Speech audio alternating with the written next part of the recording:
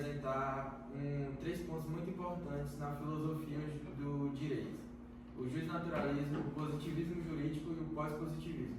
Estamos aqui com os alunos do primeiro ano de Direito e eles vão se apresentar aqui, tá? Eu me chamo Patrícia Leão. Eu me chamo Clarice Moraes. Sou a Giovana Alves. Eu sou a Amanda Feliz. Sou a Jennifer Flazinho. Eu sou Luana Carolina. Eu sou a Nara Vitória. E agora vamos começar com o justnaturalismo. Onde essa corrente, o justnaturalismo, defende que o direito natural, ele nasce com o ser humano. Ou seja, por mais que o governo ele imponha leis criadas, ou por mais que o governo imponha as leis, o direito natural do ser humano já nasce com ele. Ou seja,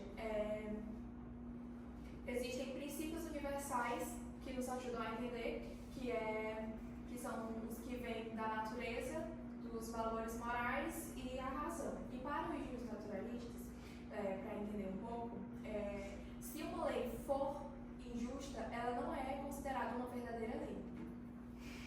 Um exemplo simples sobre o justnaturalismo é que mesmo que o governo criasse uma lei permitindo escravidão para o justnaturalismo, essa lei ela seria injusta e ilegítima, porque viola direitos naturais como a liberdade e a dignidade humana. Filósofos importantes dessa corrente incluem Aristóteles, Tomás de Aquino e John Locke. Agora vamos falar sobre o positivismo jurídico. O positivismo jurídico, ele afirma que a lei ela deve ser seguida porque o Estado que criou, seja justa ou justa. E o que define o direito não é pela moral e nem pela religião, é porque está escrito na lei. O positivismo jurídico apresenta uma visão diferente, né? Para essa corrente, o direito deve ser analisado a partir das normas criadas pelo próprio sistema jurídico. Nesse sentido, o positivismo ele busca separar o direito da moral, né? Ponderar o direito da moral e valorizando a segurança jurídica e a previsibilidade das decisões.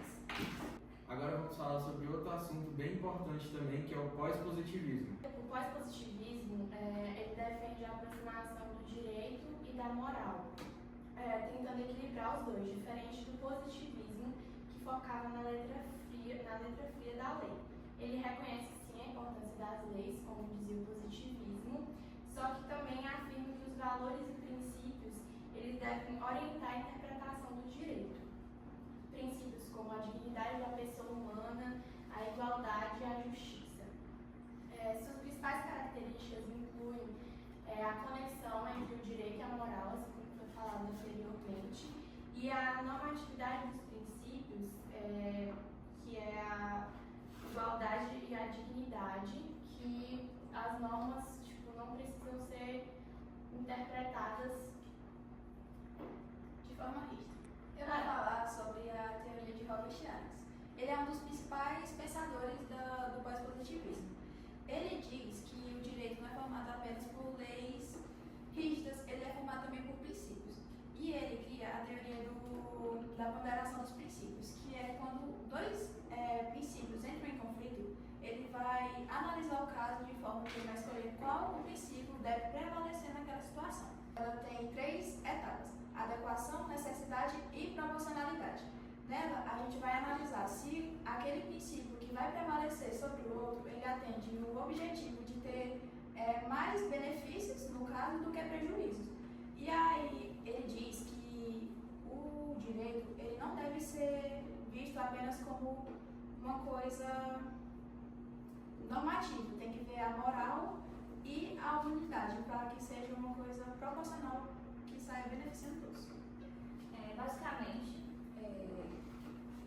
os nossos cenários jurídicos brasileiros, os tribunais de justiça, eles utilizam majoritariamente o pós-positivismo, justamente pelo fato de que ele pondera entre a moral e a lei. Embora o positivismo jurídico ele seja a base da nossa estrutura dos tribunais, nossa estrutura jurídica, pelo fato de que são as leis escritas no código, ainda assim o pós-positivismo ele acaba prevalecendo justamente por isso, por ponderar entre a dignidade humana e aquilo que está escrito no papel. Então, assim, o pós-positivismo, ele é o predominante, porque ele equilibra a validade formal, a lei escrita, e ele também valida o material, que é o conteúdo da justiça, os direitos fundamentais. Ela é a corrente que orienta a aplicação da Constituição Federal de 1988, que é a Constituição atual do Brasil, e é a norma suprema, né? De acordo com a pirâmide de Kelsen, a Constituição Federal, ela é suprema. E também traz os princípios para o centro, porque os princípios, eles sempre devem ser vistos na hora de aplicar e criar uma lei. O positivismo, ele aplica na base do funcionamento jurídico, para garantir a segurança da justiça, a segurança jurídica e a ordem. Inclusive, uma das frases bastante conhecidas é a ordem progresso, porque o positivismo, ele tem que trazer uma ordem para poder progredir. O justnaturalismo, ele tem como influência indireta, né, nos tribunais, porque a gente tem que levar a moral, mas não pode levar só a moral, tem que validar a moral e a lei. Então, por que o pós-positivismo ele prevalece?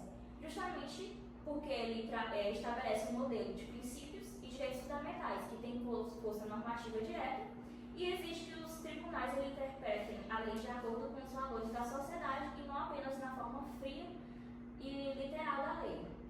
Então, concluindo, o justnaturalismo afirma que existe um direito natural baseado na justiça e na moral. O positivismo, ele diz que o direito, ele é aquilo que são as leis criadas pelo Estado, é o código. E o pós-positivismo busca equilibrar as leis e os princípios morais na aplicação do direito. E essas três correntes, elas influenciam fortemente o nosso direito moderno e as decisões, né, judiciais do tribunal, especialmente nas constituições atuais. A maioria das constituições vão sempre ter essas três filosofias como base. E o pós-positivismo, ele tem maior influência, como já foi dito, por ponderar a lei e a moral. Nosso episódio de hoje, queria agradecer a todos aqui que tiveram tempo, né, para vir aqui explicar isso para vocês. E foi isso. Aguarde os próximos episódios.